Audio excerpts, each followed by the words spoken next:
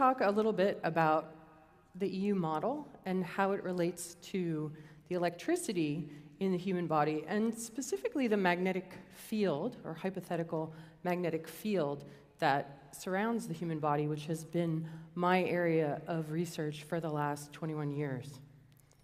So I am the originator of a sound therapy method called biofield tuning.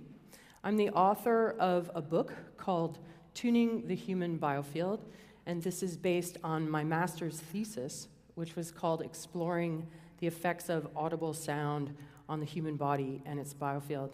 And I'm also the founder of the nonprofit Biofield Tuning Institute that we've set up to conduct research into the hypothesis that I formed from doing this research. So biofield tuning is a sound therapy method that uses single-tone acoustic frequency generators, also known as tuning forks. And it's been developed over the last 21 years.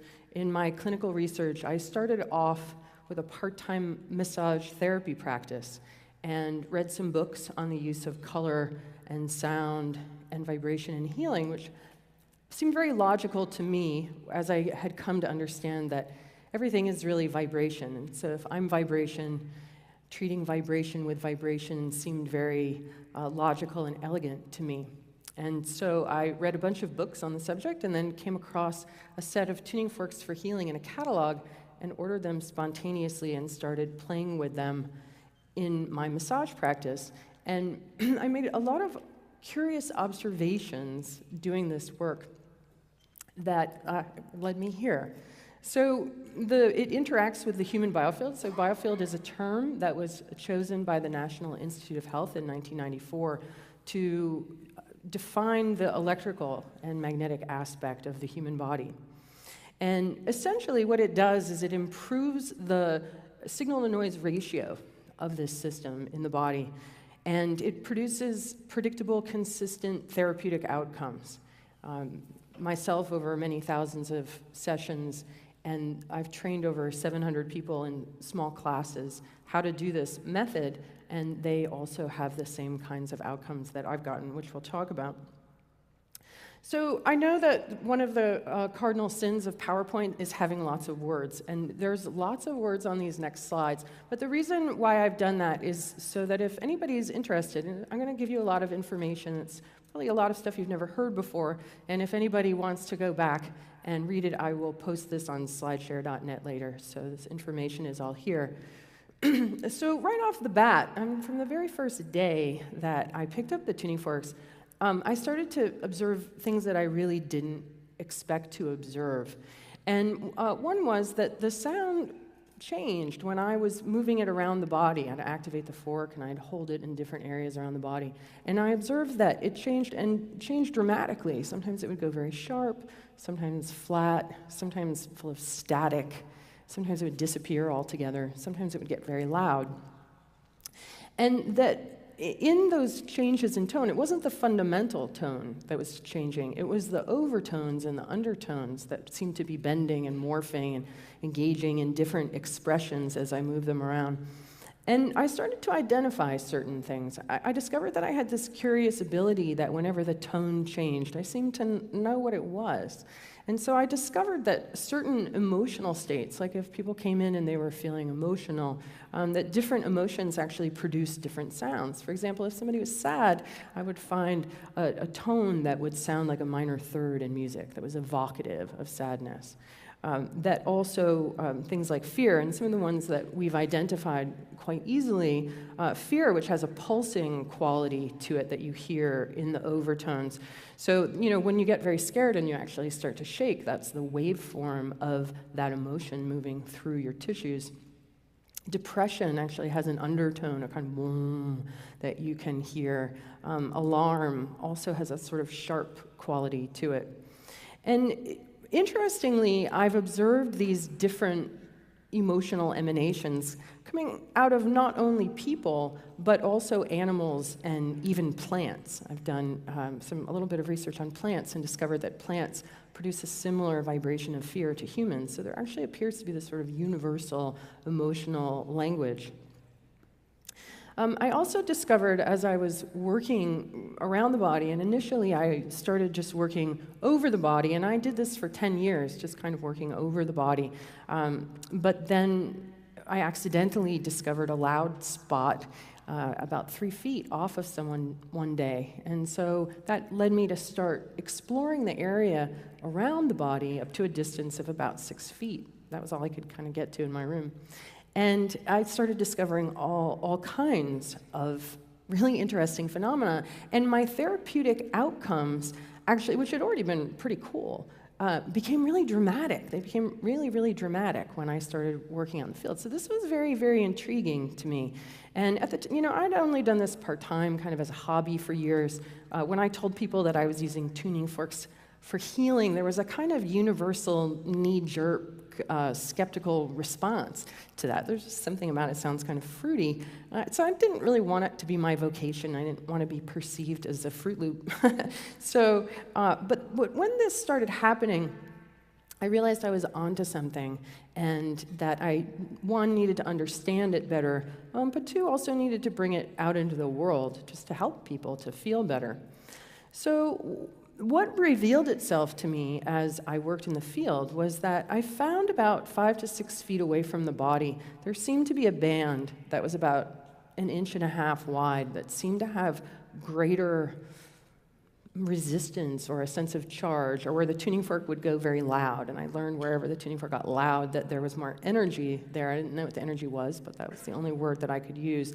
And that I couldn't move this. Because I had discovered that I could actually move the loud spots that I found with the tuning fork, almost like you might use a magnet to move iron filings. And I had decided that if it was going to be loud anywhere, it should probably be in the midline of the body or over the chakras, which was the way that the tuning forks came. They said you work with the chakras. And so I had developed this process I called click, drag, and drop, where I'd click on a loud spot, sort of pick it up with a tuning fork, and then sort of drag it to the chakra and drop it in, and then it would be loud over the chakra. But this band at the outer edge, I couldn't move. It wouldn't move. It just sort of stayed there. And it seemed to be about 5 to 6 feet out on the sides and about 2 to 3 feet out on the top and bottom. And what I discovered as I was combing through people's energy fields or biofields was I was finding their memories.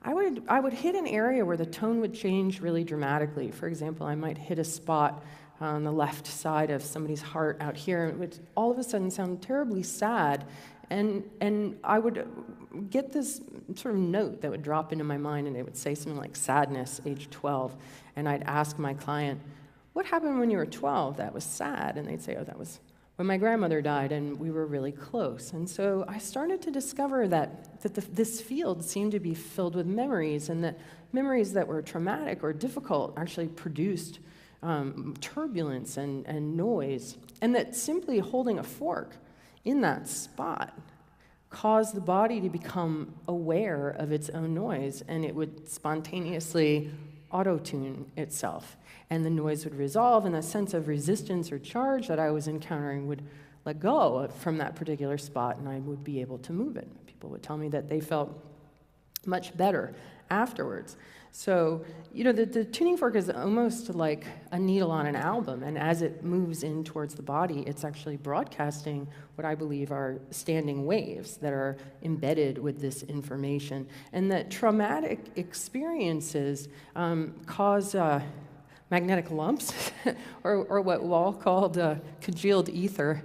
There's definitely a sense of stuckness or something not moving, and just like they use sound to break up kidney stones into smaller bits so that the body can circulate and pass them, it seems like the tuning forks were doing the same thing in the field, that I would be able to move these. So I have just a little video here of this idea of these standing waves, and that's an area of turbulence. A tuning fork comes in, and it harmonizes these waveforms and allows the energy that has been stuck there to return back to the body and come back into circulation. So not only did different emotions produce different sounds, but also different pathologies as well. So, in your car, your car is running smooth if it's not making noise, but if something goes wrong, your CV boot starts to let go, it'll start making a particular noise. And a good mechanic can get in your car and drive it and identify what's wrong by the noise it's making. And it's the same with your body. If everything is functioning properly, it doesn't really make noise. But if something starts to go wrong, the waveforms that it's producing start to become incoherent. So, for example, if someone has a fatty liver, it produces a very different sound when I ping it, when I bounce sound off of it and listen to it, than a healthy liver. An arthritic joint actually will produce a kind of grainy sound, whereas a healthy joint won't.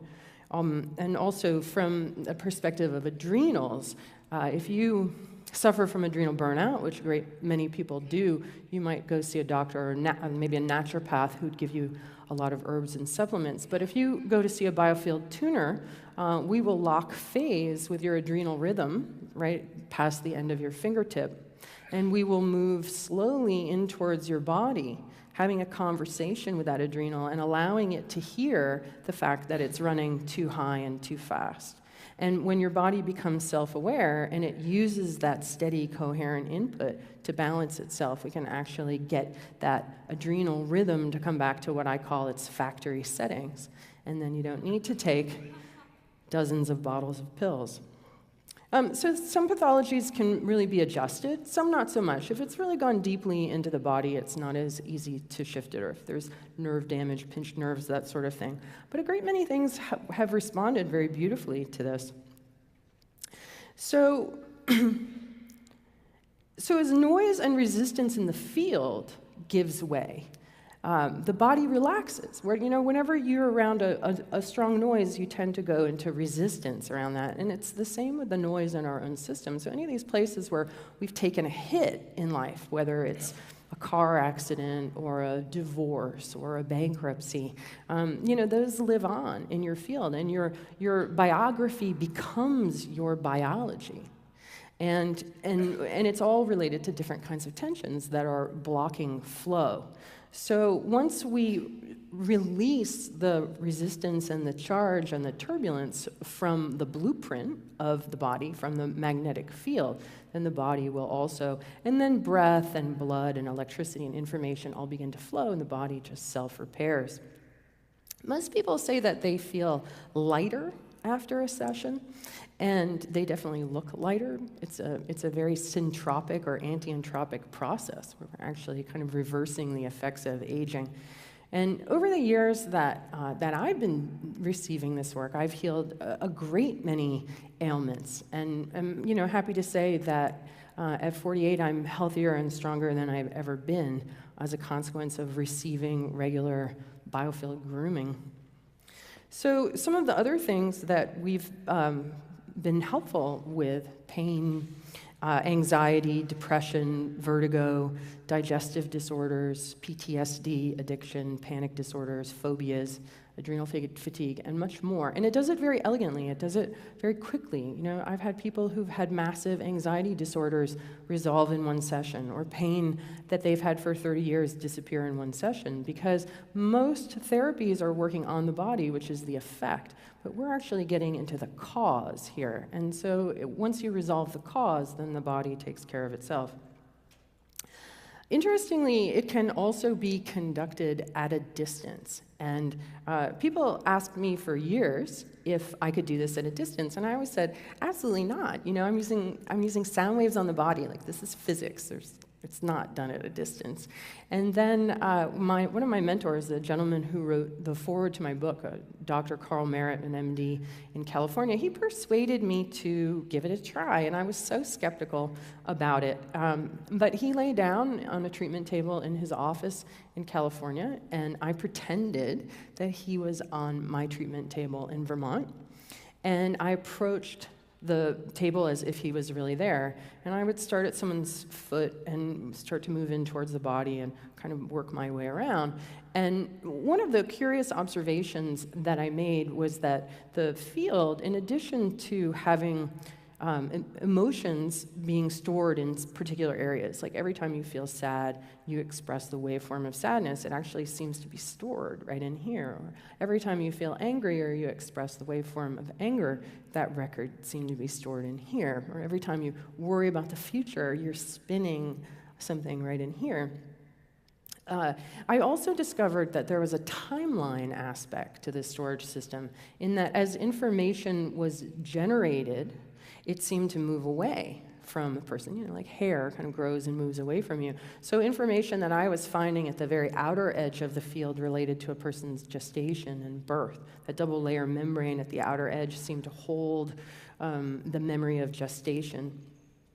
And then, kind of like rings in a tree, as we move in closer to the body, we move towards current time. And it's very equidistant. So if somebody was 60, I would find information about halfway through their field related to when they were 30.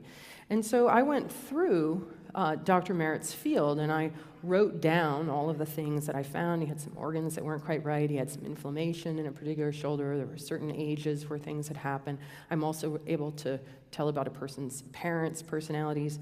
And I called him when I was done, and I told him, I shared with him all my notes. And he said, Eileen, all of those things are exactly correct. And I definitely felt a state change receiving this. So that was pretty wild. And so then I started exploring doing it at a distance and, you know, trying to understand how on earth does this work at a distance? In fact, how is this even working at all? Right? It definitely brought up a great many questions for me. So one of the questions was, what is this apparent stuff that I am encountering with the tuning forks? Because it really felt like stuff. And I would be moving in towards the body, and I would hit something that wouldn't want to move. You know, it would just really feel solid. And then after a little while of hanging out there and the sound sort of breaking it up and harmonizing the chaos, then it would move, and it would come and it would go into the body. And so there definitely appeared to be some kind of mass or charge that I was working with, and I was really confused about what it was. And why does it appear to have charge or resistance? I also was very curious about the fact that the tuning fork could move it. I was like, well, what law of physics is governing the fact that this vibrating tuning fork seems to be moving this stuff? And, you know, I tried to find physicists to talk to about this. I'm like, hi, I'm a sound therapist who uses tuning forks in the body's energy field, and trying to understand this. And, you know, of course, it was very hard. Thankfully, Wall was happy to talk to me, so I'm grateful for that, and it's been very helpful. I also, as this whole territory emerged, as this pattern emerged over the course of a number of years, what I call the biofield anatomy map, I was puzzled. I was really puzzled if I was discovering something that nobody else had. Like, I had a really hard time believing that I had sort of found some territory that had been hidden in plain sight that nobody had really explored yet. And I'm a really rabid researcher. I've read a great many books, academic and self-help, but also sort of esoteric, trying to find model that this could fit into. And I also wondered if this pattern, you know, of apparent memory storage, kind of in our own personal cloud, right, around our body, storing all our memories, is it really there, or am I somehow just making all of this up? And, you know, even when I first started teaching classes in 2010, I had a group of clients who kind of bullied me into teaching. I didn't feel quite ready yet, but I was really reluctant to teach them the biofield anatomy because it was one person's subjective experience, and I didn't feel right teaching it, but I did teach it, and they were able to use it, and they were able to follow the map, and they were able to find the same things. And, you know, they said to me, Eileen, it doesn't matter if it exists or not. You know, it's a model that works. And that satisfies me to a degree, but I'm still incredibly curious if there is a way to objectively determine if my observations are actually there. So I was in the middle of asking all of these questions and trying to find answers when my son, who was 12 at the time, came to the dinner table, and he said, did you know there's a fourth state of matter called plasma? And I was like, solid, liquid, gas. No, somehow I missed a whole state of matter when I was learning about such things. And he went on to describe a little bit of it. And so that in that same conversation, we were talking about space and whether space was a vacuum or not. And I said, I think I read somewhere once that space isn't really an empty vacuum. Like, there's actually something there. My husband was like, of course space is a vacuum. Right? That's what we've been told. So I went and I searched on the internet, space is not a vacuum, and turned up plasma. And that led me down the plasma rabbit hole. It's been down the plasma rabbit hole, right? And obviously led me to EU. And finding EU was so exciting to me. It was really, it was what I'd been looking for, and I didn't even realize it. Like most young Americans, I had suffered a great deal of angst and went looking in self-help books trying to find answers, and I really read hundreds of them, but none of them were right or worked because I kept on needing more and more. And the self-help book to end all self-help books for me isn't even a self-help book. It was The Electric Sky by Donald Scott. And when I read that, it suddenly dawned on me that it's our cosmological story that's the problem. It's really grim and depressing and isolating and cold, and it doesn't make any sense at all, and yet we all kind of walk around influenced by it. And so when I discovered plasma in EU, it was like a religious experience. I felt connected. My sort of yogic mind, the idea that all is one, now had a scientific framework to attach to, and it was such a relief to me. It was a real joy. But it also helped me to better understand the phenomena that I was encountering. And it gave me a framework to attach it to and allowed me to form what I call the biofield anatomy hypothesis. And it basically says that what we call mind and memory, rather than existing inside the body or in addition to that, exists as a diffuse magnetic toroid that surrounds and interpenetrates the body. And that it is a bioplasma, similar to plasma, but related to biological organisms. It's bounded by a double-layer membrane, and it contains standing waves that are what seemed to me to be binary encoded. It seems very, very mathematical to me. When I started doing the distance sessions and I didn't have a body there to ask questions to or to clarify, it forced me to listen more deeply to try to understand what I was encountering. And there was a very strong mathematical component to it, just like music. So this field it has an anatomy, it's stratified, it's compartmentalized, it has some interesting features, and I'll share some of those, and it's also timeline. And traumatic or stressful experiences or time periods show up as areas of turbulence and resistance or charge in this field. So this is the biofield anatomy map. You can't really see it, but I go in detail in this in my book. And basically what I've discovered is that when people begin to develop pathologies in their physiology, it's usually because there's some kind of pathological oscillation out in their field. Something in their biography is becoming their biology. So for example, if anybody has issues with their right hip, I've found that that is often related to what I call busy mind, busy body. It's the hip of compulsive overdoing. If you have an issue with your left shoulder, it's very often related to old, undigested, unexpressed sadness. And this map just plays itself out over and over and over again. We see how things relate to it. So the biofield anatomy hypothesis, anytime you have a hypothesis, you want to look at other models that it might fit into. So obviously, electric universe theory, I found correlations. I see it also in Gerald Pollack's work, Rupert Sheldrake's work. I'm going to talk about each one of these and how it relates. So one of the really interesting ways it fits into EU is with Squatter Man. And just like I said about that, how that field at the outer edge, I couldn't get that loud area to move. But I also discovered two fixed points within the field, here and here, and they're about the size of my fist. And those wouldn't move either. And upon investigation and deep listening, I found that the one on the left side held information related to a person's mother, And so I could stick a fork in that very specific spot and tell a client all about their mother's personality, and then explore, the area in between that spot in their body and describe to them the quality of their relationship. Always just spot on. And same with the father side. And so when I came across these images, I was like, wow, that's interesting, that fits. Also, the idea of, anything that is electromagnetic is going to have this toroidal field around it and a double layer membrane at the outer boundary.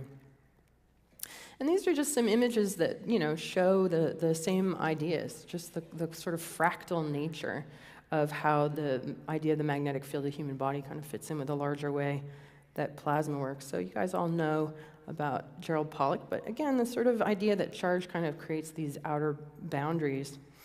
And then the work of Rupert Sheldrake, the idea that we are informed by fields of information, and that we're constantly adding to that. So we're our own Akashic record of everything that ever happens to us gets stored, I think, more in the etheric layer of the overall field.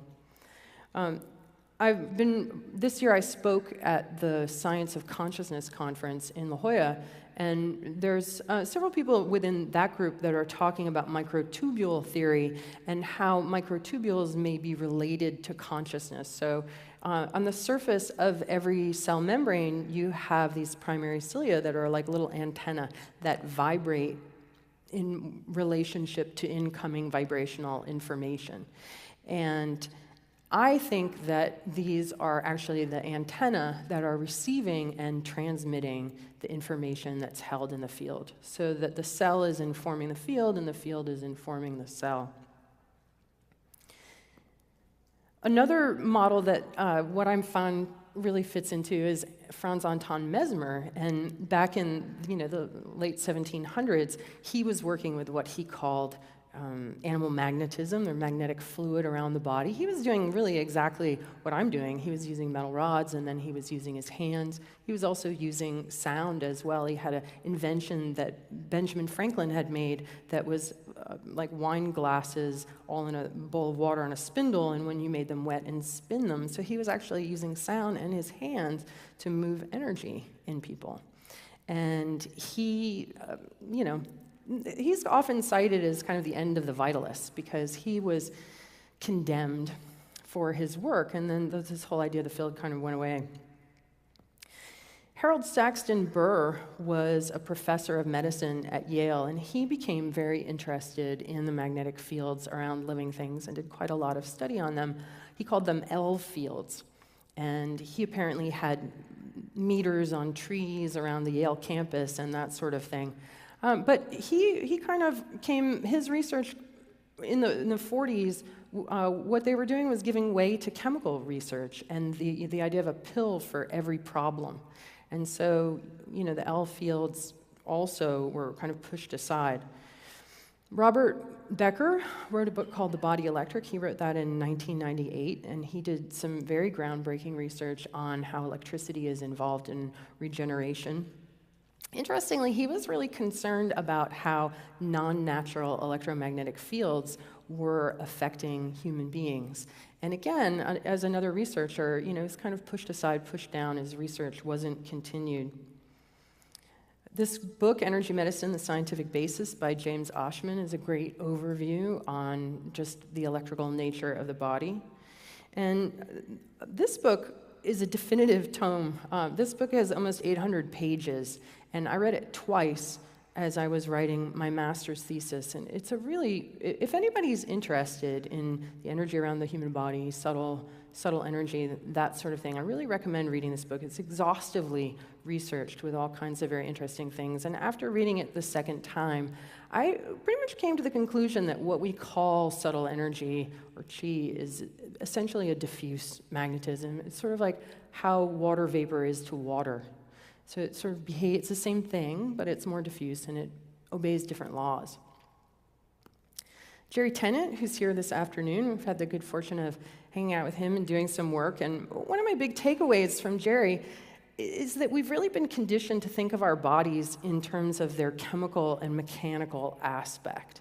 And Jerry's work really reveals the electrical nature, and I love this idea that when we have a low pH, we actually have low voltage. And so getting people to start to think about their bodies in terms of their own electrical nature instead of their chemical nature is really it's a paradigm shift. It also fits in with the Vedic traditions, so the idea that we have these major energy centers or chakras in the body, and then these gradations of subtlety from the most gross to the most fine, moving out away from the body. And in biofield tuning, we actually have what we call the 4-inch zone and the 10-inch zone that are like atmospheric gradations of magnetic density. So when you come in, we don't sense any of the ones further out, but when you get to be about 10 inches of the way away from the body, you can sense with the tuning fork that the terrain has suddenly become more dense. And then when we get to about 4 inches away from the body, it's actually so dense that we don't even work there. We just kind of skip right over it. Interestingly, the chakras, every place where there's a chakra, in this model of 7 chakras, and there's really quite a lot of different models out there of how energy flows through the body, and this is just the model we work with. But everywhere where there's a chakra in this model, there's actually a nerve plexus, so it would make sense that there's more biological activity and then more subtle energy activity as well.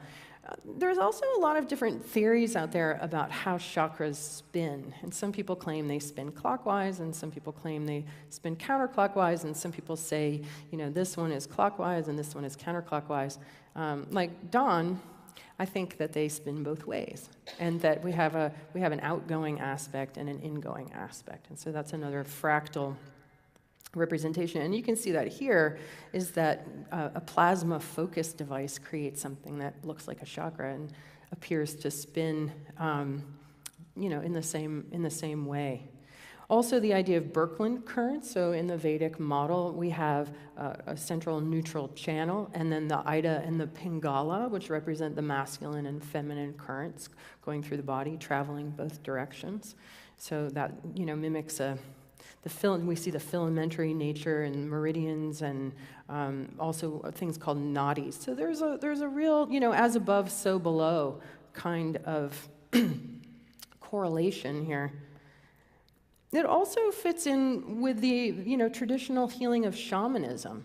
In shamanism, if a person has suffered a trauma and that they can't digest and that they can't manage, they might move away from that in time and space, but they never really deal with it. And they say that a piece of a person's soul breaks off and stays there. And what a shaman will do is enter into a meditative state, undergo a sort of a journey of the imagination back in time, find that soul fragment, and bring it back to a person's body where they'll either blow it or place it into the body. And so when I started working out in the field, and it was dawning on me that these lumps of magnetism were, in essence, soul fragments, and that what I was doing was picking them up and returning them back into the body. And that is sort of like defragmenting your hard drive, but also making whole. Because, when we all know, or maybe that we're that way ourselves, if we've had a lot of trauma, you're kind of fractured or splintered. And this process does the same thing. And so when it was dawning on me that it was the same thing, I called it sonic soul retrieval. And rather than, with a shaman, you might get one piece returned to you. In a biofield tuning session, you have multiple soul fragments brought back to wholeness. So it's also in the spirit of EU, approaching body and mind from this perspective is very cross-disciplinary, and these are just a few of the ones that I see from a cosmological perspective. If we think of ourselves as electrical humans in an electrically connected universe, that's a cosmology of connection. And I think that's one of the greatest ills in our culture, is that everyone is laboring under the illusion of separation. It creates a kind of Cartesian anxiety that really infuses our culture, and it's really just based on misinformation and misperception.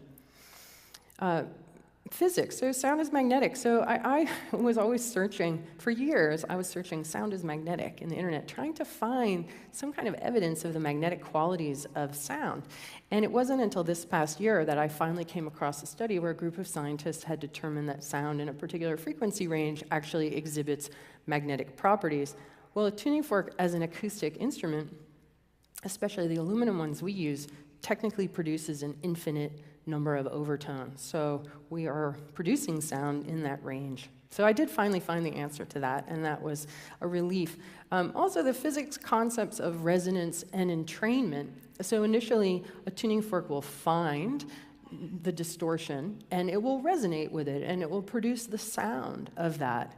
But in fairly short order, because it's a stronger signal and because it's highly coherent, it will entrain the body into a more coherent expression.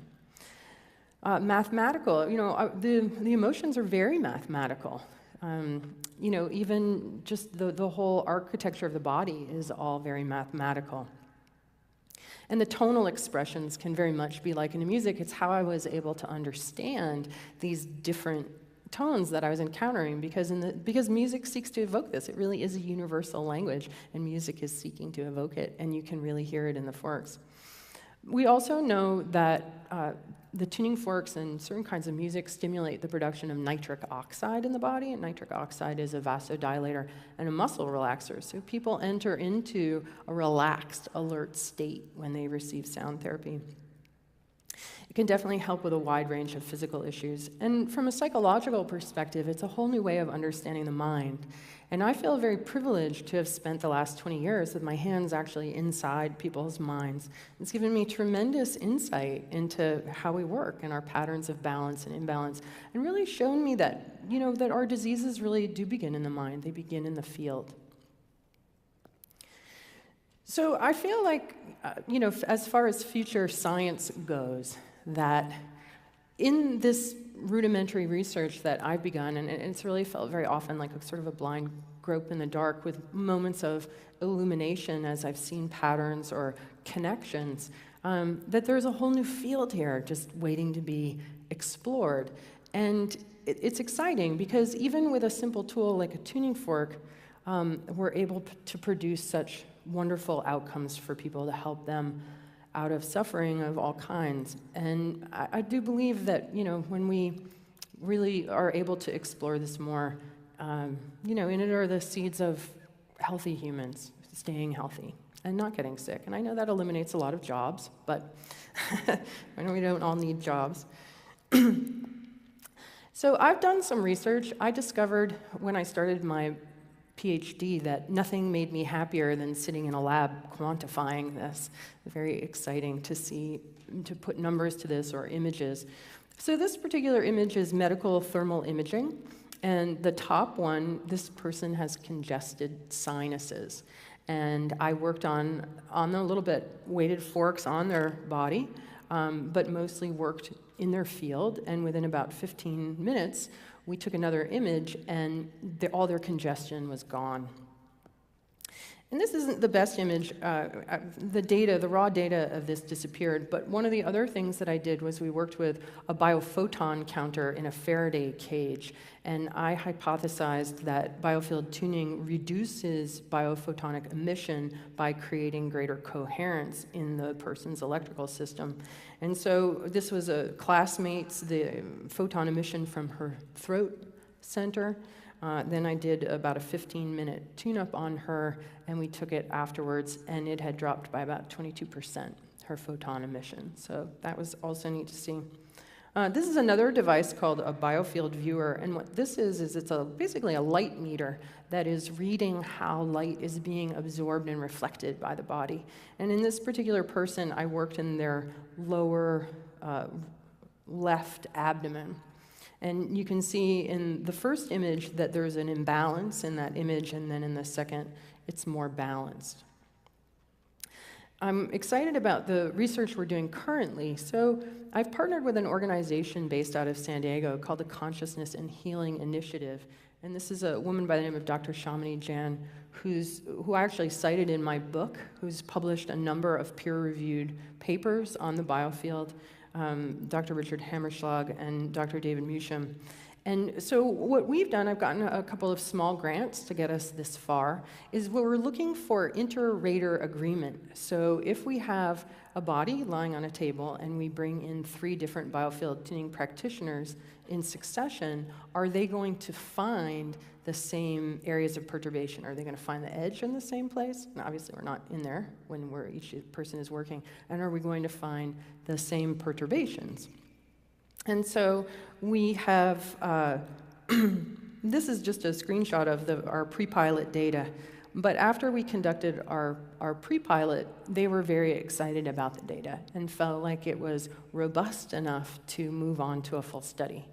And this is currently, the IRB submission is being written up, and then we'll be starting fundraising for this study, which will then be submitted to peer-reviewed journals. So that's pretty exciting to have that underway. So right now, what I want to do is just take off my science research hat and put on my health and wellness educator hat, because the whole reason why I came to all of this was to get myself healthy. We live in an incredibly unhealthy culture, and to actually succeed in being healthy, you have to be a bit of a rebel. And so I want to share with you what I've learned, just some tips on how to take care of your electrical body and become healthy, looking at it from that perspective. So in New Age communities, which I've kind of circled around the fringes of, again, trying to understand the aura and that sort of thing, there's this whole idea where people are trying to raise their vibration. As a sound therapist, I take umbrage with the fact that people have trouble with low vibrations. It's all good.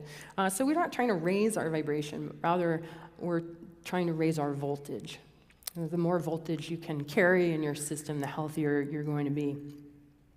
So these are just some things that you can do to raise your voltage. Sleeping from 10 to 6, and this is at the top of my list for a reason. I really discovered early on that if I didn't get enough regular sleep, that everything kind of unraveled from there. And so from an Ayurvedic perspective, sleeping from 10 to 6 is ideal for your body. Earthing, really getting in contact with your bare feet on the earth. When I first started doing this as a practice and going out walking barefoot on grass in the mornings, I couldn't believe how much better I felt. And I've taught yoga, and I've done this, I've done all kinds of things. I've explored so many avenues of health, and I really couldn't believe that it was as simple as taking off my shoes. And recently, I've started wearing leather-soled moccasins everywhere, and it's extraordinary. I think we could actually track the rise in chronic disease to the use of rubber-soled shoes. So I would highly encourage you to take care of your electromagnetic body by grounding and earthing regularly, because it's really huge. We don't realize that things kind of bounce back at us from our rubber-soled shoes. And we end up piling up a lot of electrostatic energy and inflammation. Breathing deeply. Everybody take a big breath. It's really, really important. A lot of us are shallow breathers, especially those of us who tend to be thinkers. Consciously receiving love and gratitude and attention. These are currencies. And a lot of times when people try to give you love or give you gratitude, they're actually giving you energy. They're giving you electricity. And it's important then, rather than brushing it off, that you receive that, because it's energizing. I love Jerry Tennant's phrase, electron stealers versus electron donors. So we all have friends that you hang out with them, and afterwards you feel so drained, right? When we have other friends who just have a lot of energy, they're like Himalayan salt lamps. You like being around them. So you want to hang out with people like that. You want to make sure that you drink clean, charged water without fluoride or chlorine, that sort of thing. Eating whole foods, obviously. Avoiding chemicals like crazy. They're really hard for your body to process, especially any kind of chemical scent. And this is a really important one. I think what I discovered exploring the field was that I was finding that really the biggest thing that I was treating was a kind of emotional constipation. that people were judging their emotions, whether it was their sadness, their anger, their jealousy, and sort of suppressing their experience of that. You know, an emotion is an electrochemical event. It's a thing. It arises and it crests and then it falls away. And if an emotion starts to rise and you push it down, that's actually life force, and you're sequestering it, and it has to go figure out where it's going to hang out in your body. And then that becomes not available to you. Speaking your truth. Again, you know, the #1 prescribed drug in America is actually thyroid medication. And I think a great many people don't feel at liberty to speak their truth and, you know, energize this part of their body. Laughing and crying, you know, to just really move energy through the throat. Honoring your natural inclinations, or following the path of least resistance. That's how energy flows, right? That's how electricity flows, that's how water flows. We are water and electricity, and nature seeks to move us. And so when we learn to follow our natural inclinations, we end up in a nice conservation of energy.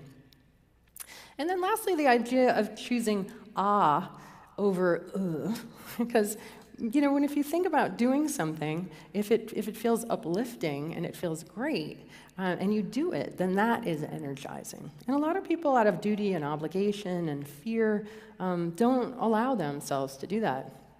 And I just want to end with a quick little story about yesterday. My husband was in Starbucks, and he met Vinny, who is the drummer for the Herbie Hancock band. And he started telling Herbie about EU and about my work with sound healing. And Vinny was really excited about that. And so he put us on the guest list for the Herbie Hancock concert last night at Mesa Arts Center. And so we went, and then we got to go backstage, and we got to meet Herbie Hancock, and which was really, I mean, I did not expect that at all. But what was so thrilling to me, when I learned we were going to do this, I went on Wikipedia and I looked to see how old Herbie is, and he's 77. And so when I went to meet him, I was looking for an old man. And when I saw him, he looked 50. And then when I saw him on stage, and he had assembled this team of amazing musicians, just amazing musicians, and they're all just playing their heart out, you know, just giving so much of their heart and soul and their aliveness. And then they came out for an encore at the end, and Herbie has this piano thing that's like a guitar, and he's playing, he's just rocking out on it. And this is after playing 2 hours, this 77-year-old man starts jumping up and down on the stage like he's 19. And I was like, that man manages his electricity really, really well. He's a really good example of doing all the right things to raise his voltage.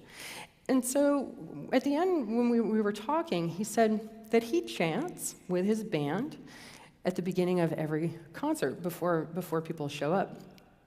And I can never remember how the chant goes, but and he said that they do it with intention. And that the intention is to give people the courage to really be themselves, to express themselves, to take the risk to really be alive. And I just thought that was brilliant. It's just brilliant.